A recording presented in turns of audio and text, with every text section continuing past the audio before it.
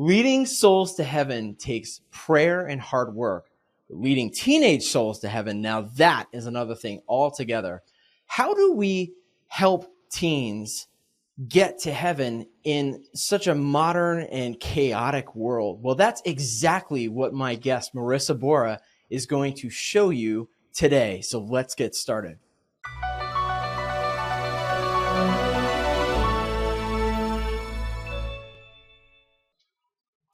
Marissa Borah graduated from Georgia College in 2020 with a degree in rhetoric and has been working in high school youth ministry for the past 4 years.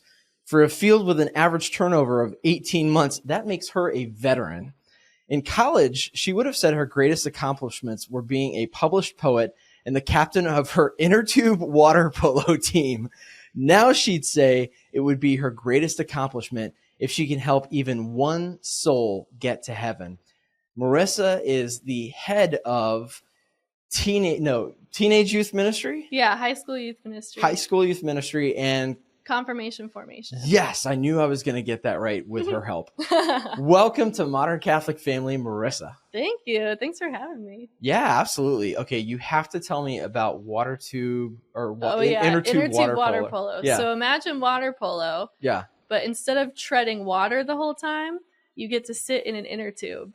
And whoever has the ball, you have free reign to flip them out of their tube. It is awesome. It gets a little dicey sometimes. But it seems like cheating because real water polo is like wicked hard. Oh, yeah. It's definitely, I wouldn't say cheating. I would say it's making the sport accessible to the unathletic. Wow. That was, you were a rhetoric major. I was a rhetoric major. Oh, yeah. That's phenomenal. Yeah, totally. Totally. So when I asked you if this episode were a masterclass, what title would you give it? You so adeptly said, it takes a village. So was there a pivotal moment for you or kind of, something that happened that woke you up to the fact that, oh my gosh, it really does take a village?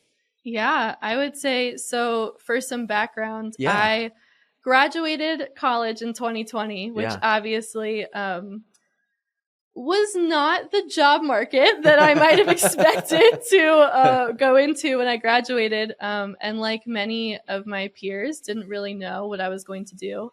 I did know I wanted to work for the church. I spent all of senior year applying to different programs and getting rejected from all of those programs.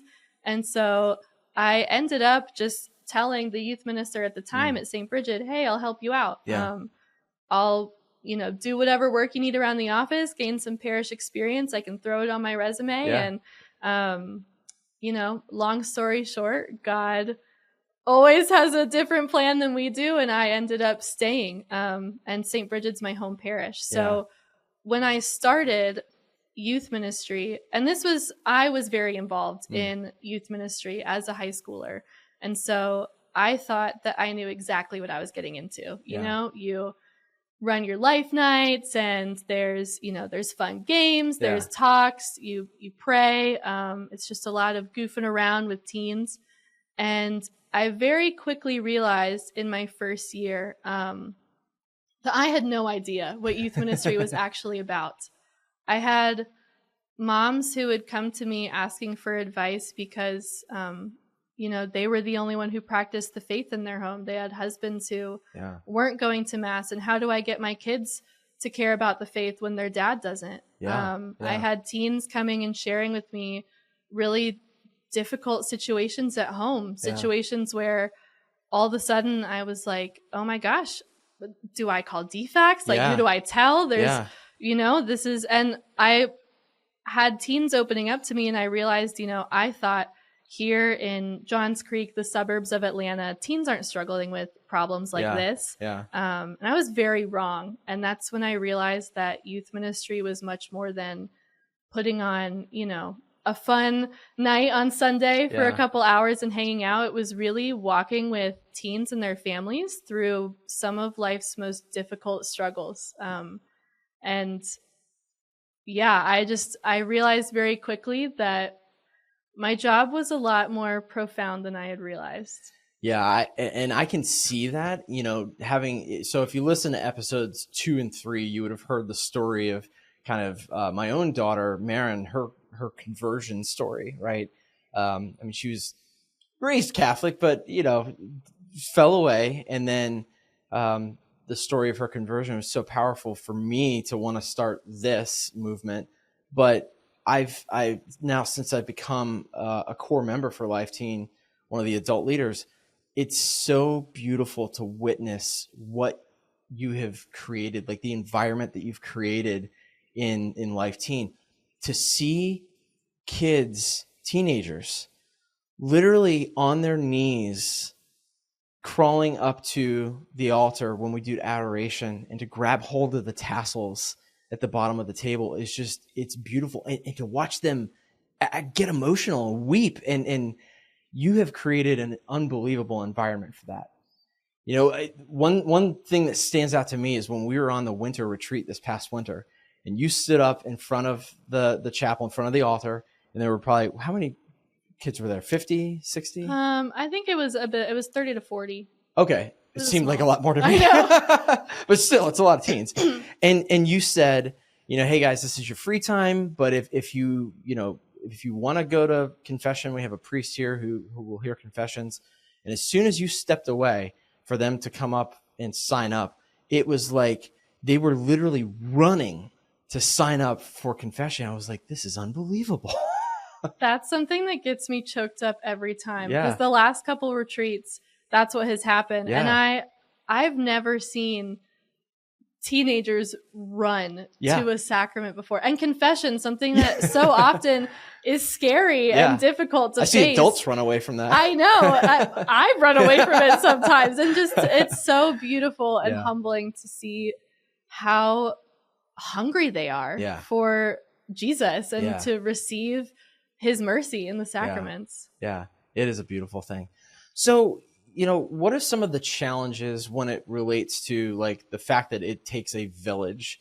What are some of the challenges that you've run into as a youth minister to achieve the goal, which is to lead souls to heaven?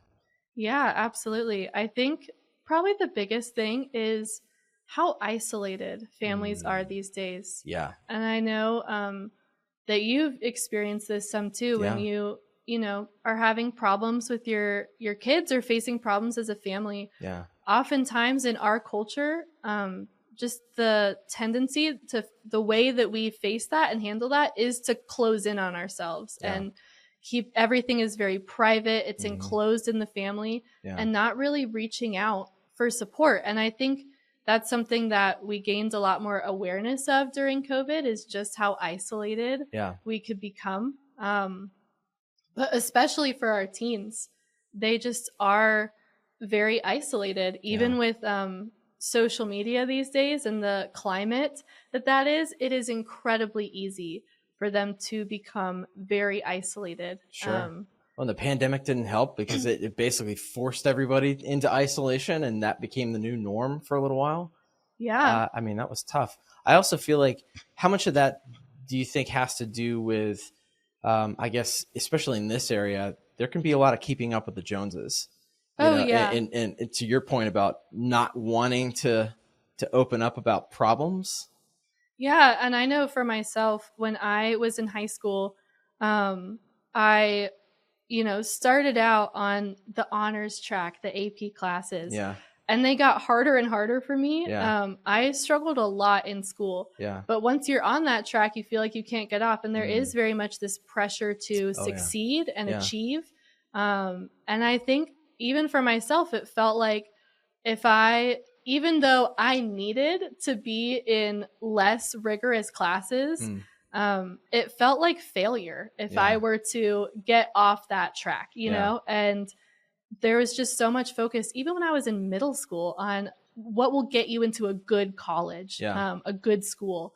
And that was when I was in high school, which was almost 10 years ago. I talk to teens now, and I've asked some of them, do you have any free time? Do you have one day in the week where you can just do whatever you want, where you have nothing planned? And it is incredibly rare that they say yes. Usually it's no. I'm either, I've got extracurriculars, I've got homework, I've got clubs, sports, work. Yeah. They just don't have time to be kids. Yeah. Or quiet. That's what I'm thinking when you're saying that. Yeah. And I think that's honestly why something like incorporating adoration into as many Life Teen sessions as you can has been so widely popular with them, because they don't have the opportunity to just be quiet and to listen to that still small voice, right? Yeah, that's pretty crazy. Well, even in confirmation camp, something that I've been very intentional about is having free time every single day. And I know sometimes there's people, teens and parents, who don't understand. They're like, what? We're not doing anything. Like, why don't we just have less camp time and we can go home earlier? Yeah. And it's because I want to give them time to play. Yeah. I feel like it's important. Yeah. I'm like, okay, I'm going to give you half an hour. Yeah. And like, maybe you won't have this when you go home. Yeah. Maybe you will, but I know so many of you say you don't. You have somewhere to go right after this is over. And so it's important to me to give you some time so you can learn leisure. That's a part of our faith life too, is good, holy leisure. Yeah, absolutely. Well, thinking about things that kind of awaken the teens, what are some of the most successful things you've been able to incorporate or execute on as a youth minister that really got the kids engaged in their faith? I would say probably 3 things that have been the most impactful in my experience of youth ministry. And those are phone jail, adoration, and core members.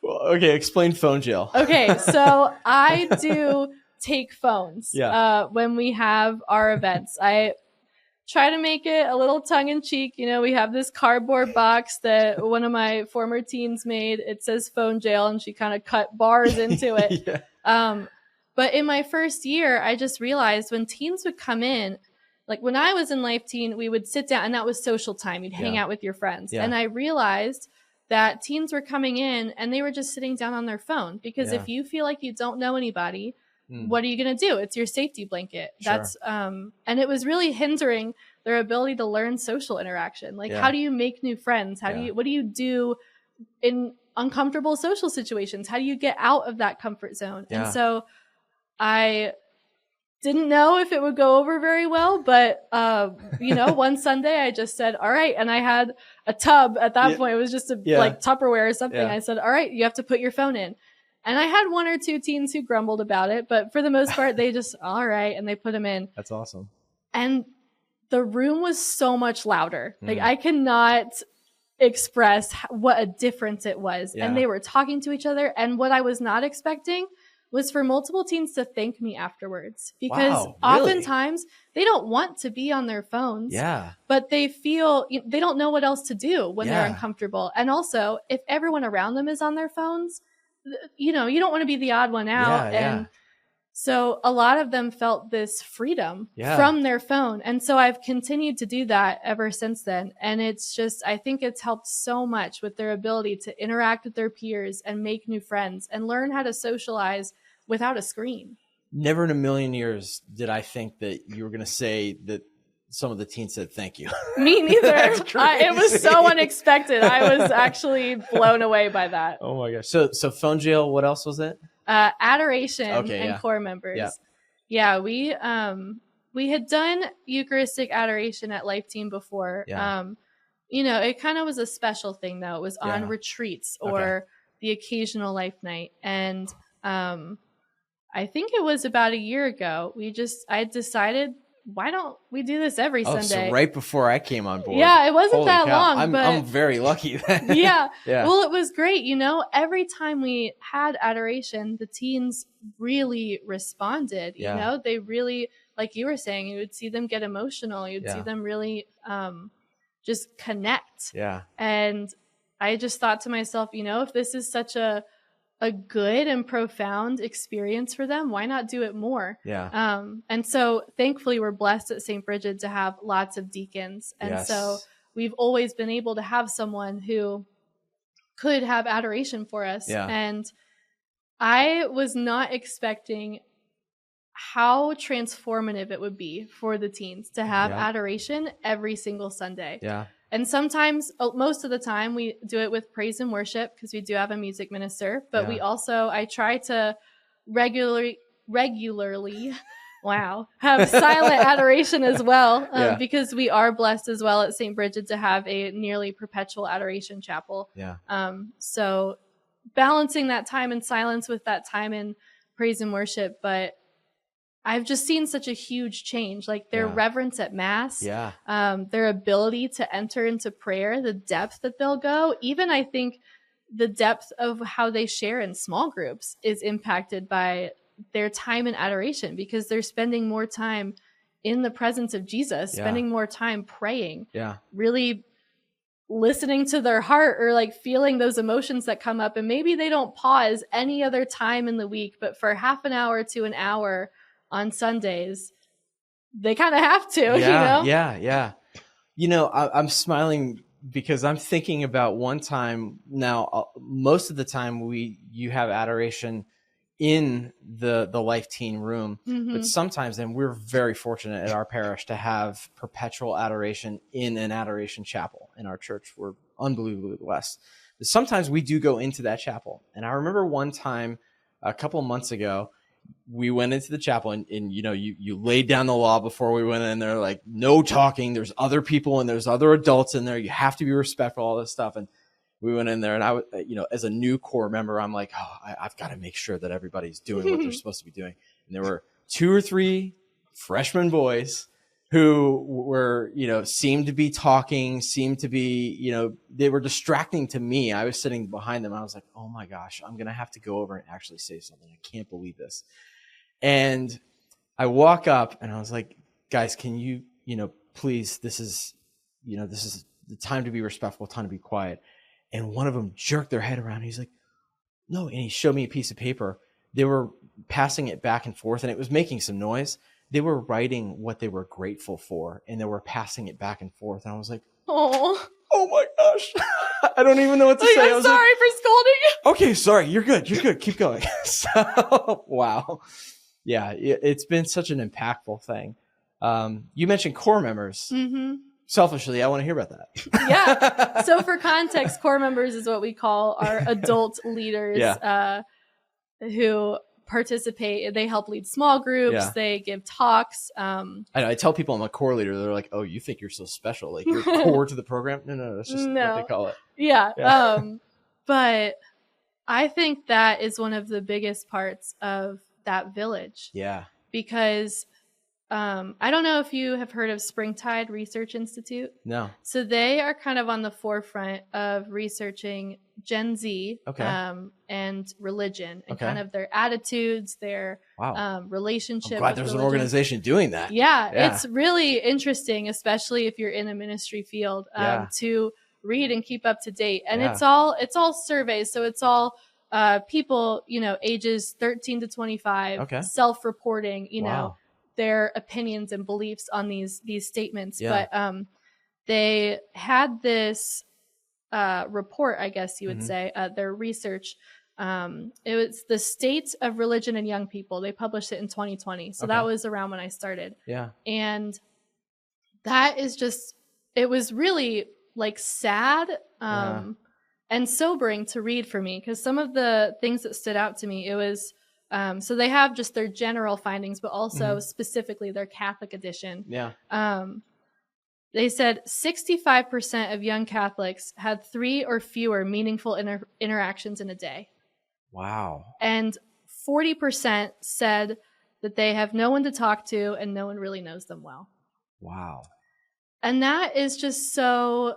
Yeah. That's such a huge problem. That's so many people. Yeah. And what really got me, though, is they were looking into, what are some things that change that for people? Yeah. And the biggest thing was having trusted adults in your life. And this was, I think, the biggest one. 29% of young Catholics who had no trusted adults. So this would be people outside of the home, beyond just your parents. Okay, got it. That could be a teacher, coach, someone at church. Somebody to look up to, essentially. Yeah, exactly. Beyond your parents. So 29% who had no mentors, no trusted adults, Yeah. Said that they never feel life has meaning or purpose. Wow. But you add just one trusted adult, Yeah. and that number goes down to 4%. Wow. Yeah. Holy cow. So just one adult. But when you look at the young people who have 5 or more trusted adults in their life, 91% of them said that life has meaning and purpose. It really does take a village. Yeah. And that has such a huge impact. Just having someone outside the home who makes your teen feel valued, who knows their name, remembers details about their lives, who would notice if they were gone, who really, cares about them and who they feel cares about them. And I think that's what's huge about having, our core team at St. Brigid. It's a wide range. There's young adults, there's people in your age group who are parents of teens. And then we also have people who are closer to grandparent age. Right. So it's definitely multi-generational. And I think that's so good and healthy for them. The teens, they, some teens may gravitate more towards young adults. Some people may gravitate more towards someone who feels like a grandparent. And that's interesting because as you were talking about that, I was thinking about 2 teens in particular who this past year seemed to have moments in their lives that were pretty big struggles for them personally. I can think of more than that, but I remember one instance where one teen kind of broke down in tears during Adoration and went over to one of the older core members in their 60s and was just wanted to be comforted, like wanted to have the hand on the shoulder, just, saying, hey, it's okay. Tell me what's going on. And that was surprising. That was really surprising. But I've also seen teens gravitate towards different age groups. Some of the younger, I think we're also blessed to have a lot of youth on our side. From the core member side, there's three married couples and 1 engaged couple now. Mm-hmm. So something like that. But gosh, it's pretty incredible. Yeah. And I think it's huge because something that I think has been a gift in youth ministry that is unique to youth ministry. When you think about maybe some other trusted adults and the types of things that teens would want to come to for help with, whether that's a mental health struggle or a tricky friend group situation. Maybe they've got some peer pressure. They've been struggling maybe with getting into the party scene. Maybe they're struggling with something that's harder to open up about, like pornography. And you think about, opening up to parents, that may lead to, getting punished. Opening up to a teacher may lead to getting punished. Right. And what's unique about, when you have adults in youth ministry, I can't ground anybody. I can't give anybody detention. And I think sometimes that creates a level of safety where they know, and the teens know that if I, have reason to believe that they are being unsafe, that they, are harming themselves or they're in any kind of danger, that I will tell their parents. It's not like everything gets a free pass, that it stays between us. Certain like they know that, of Yeah. course I will tell their parents if I really feel like, there's something going on that needs greater attention. And, there's always an encouragement to them to talk to their parents about it and open up. But I know sometimes before they feel like they can open up to their parents, they want to test the waters, with another adult, one who has no power really to punish them in any way. Right. And sometimes I bet you wish you could, because sometimes they get I'm like, out of what hand. are you doing? But I can't do anything about it.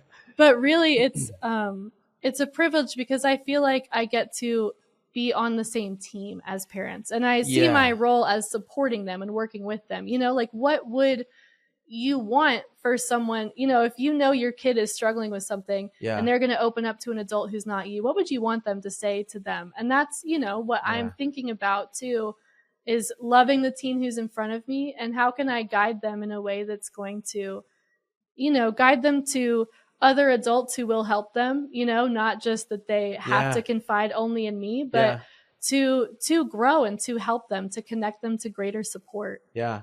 Well, and loving the teen that's in front of me, to me, that strikes me as, because I was sitting here, I was going to ask you the question, how have you been able to garner, in my opinion, a pretty deep level of respect from a large majority of the teens? And that's hard to do.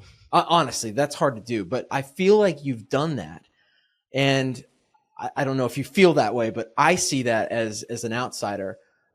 They clearly have a respect for you. They clearly, I mean, gosh, I could give so many examples, but it sounds like when you say loving the teen that's in front of me, what does that look like? What is that all about?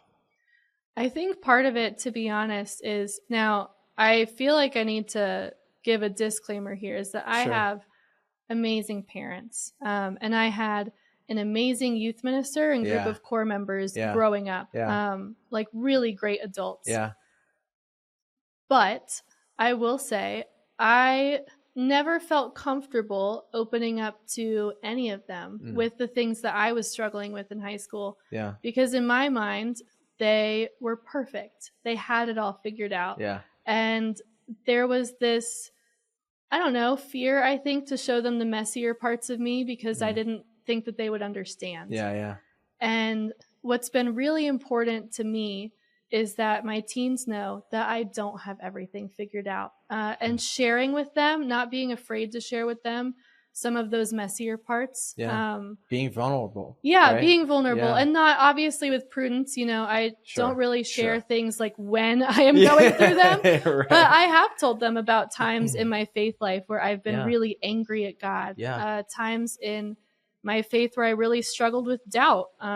Times where I really wrestled with different church teachings, or times where I really struggled in relationships and maybe didn't live out my faith in the way that I wish I would have, looking back. Yeah. And I think that has helped a lot, where they have seen that I've gone through some of the same things that they have. Yeah. And I think that really helps them to feel that, okay, well, I can open up about this to you, and you're not gonna, you're not gonna judge me, or you're not gonna come from a holier than thou. Sure. Unfortunately, I think sometimes when you work in ministry, people just project that onto you. Yeah. They assume that. But when they know that you're not perfect, and when they know, they hear some of the struggles that you've been through and some of the things you've experienced, it does make them a bit more willing to open up and know that you are a safe person they can talk to.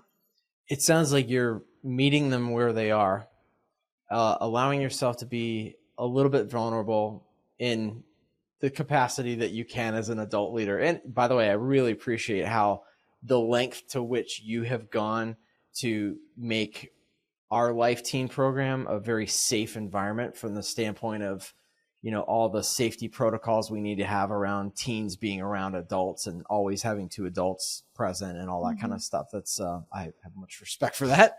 Appreciate that. But the fact that you've got this platform essentially to be able to quiet the teens down to a certain extent.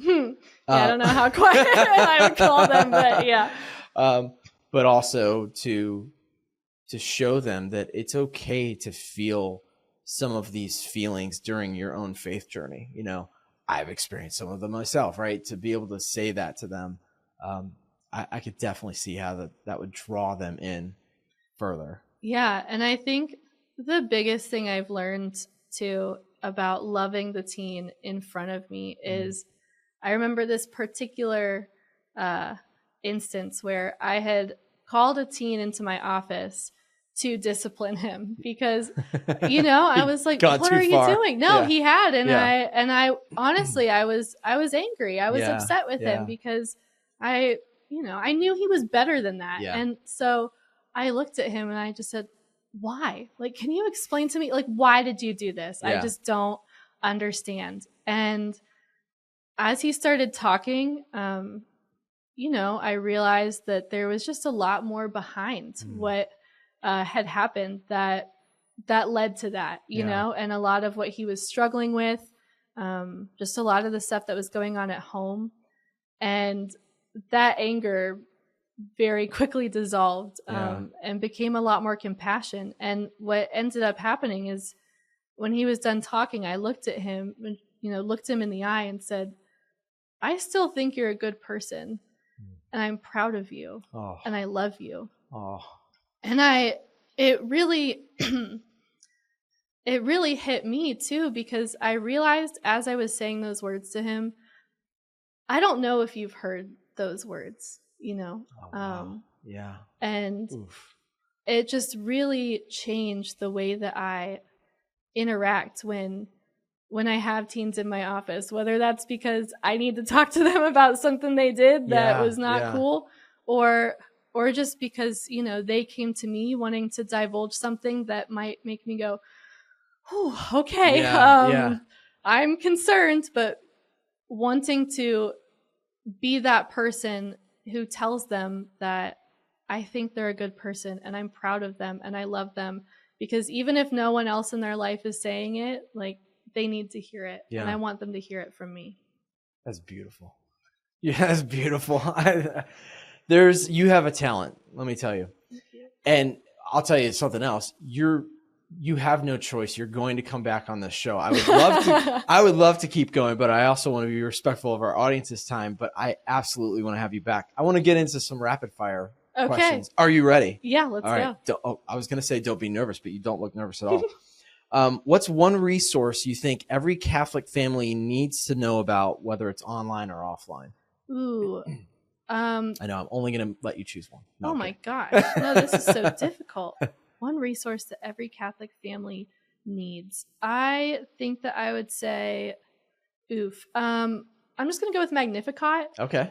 They also have Magnificat. Yes. I grew up reading those during Mass. But also it just has the daily readings, and it also has some really cool prayers and a daily reflection. And so if you don't know where to start in praying with your family, you know, having those little booklets around so someone can pick it up and read the daily readings, or just read a little reflection for the day, the prayer of the month. It's a great resource. And Magnificat for if you have young kids at Mass and you want to keep them engaged on an age appropriate level. Right. Yeah. That's awesome. I love it. Yeah. Megan has a copy every time we go to Mass, and half the time I'm like, darn it, I really wish I had that, because there's more that she's looking at beforehand, before everything starts, that I need to get my own subscription, I guess. What's one book that you're currently reading, or one that you've read in recent months, that you would highly recommend to people on any subject? Oh, yes. Wow. Okay. No, I love launching right into that. No. Yes. There's this book called 33 Days to Merciful Love. It's by Father Michael Gately. Okay. It goes through the little way of Saint Therese, and also just really dives into divine mercy and what that actually is, what it means. Yeah. Completely transformed my faith life, my understanding of prayer, my spirituality. And I recommend it to every person I come across. Awesome. It is insanely good. I know Saint Therese is one of your heroes. Yes, she is. And what I love about the book is it's about a month, 33 days, and it gives you only like a page a day to read. So I can totally do that. You can read a page or two a day. Yeah, it would take like 5-10 minutes. Okay. I love it. All right. One of my favorite questions. What is one piece of advice you would give to your younger self? Find better friends. If your friends hang out all the time without you and post about it on social media so you can see that you're not being included, they're not good friends. Like, find friends, find your people who support you, who have the same interests, who love you, even if they don't have the same interests. Yeah. That's a good one. And I appreciate you being vulnerable on that. And I've heard you be vulnerable with some of the teens and say that before. And I think that's great, because they needed to hear it. Because I guarantee you, I know out of my 3 kids, actually all 3 of them have encountered that, and probably at one point thought, I need to get better friends. Yeah. High school's brutal. Yeah. Find good people. I would also say middle school's brutal. Middle school's even more brutal than high school. We got one going through it right now. She's in the middle of it. I'm like, I can't wait till she gets to high school. I hope things change, but Yeah. Anytime I meet a middle school youth minister, I'm like, you brave soldier. Yeah, seriously. My hat's off to you. All right. Based on what we talked about today, it takes a village. What's one final piece of advice you would leave with our listeners and viewers? I might be biased, but get your kids involved in youth ministry. I'm shocked. I know some people might, you might send your kids to Catholic school. Yeah. You might homeschool and think it's not for you, but I promise that community, those trusted adults, that's unique to that space. And even if it means signing your kid up for a retreat that they don't want to go on, you might think they'll hate you forever, but they will not. Give them the opportunity to encounter Jesus in a way that they can't anywhere else. Yeah. I love it. I couldn't have said it better myself because I'm not you. So, Marissa, it's been a pleasure having you. If people want to get more Marissa Borah in their lives, where's the best place for them to find you? Oof. I don't know. Come to St. Brigid, I guess. I don't know. I don't have any. I mean, I'm on social media, but I try not to post very much.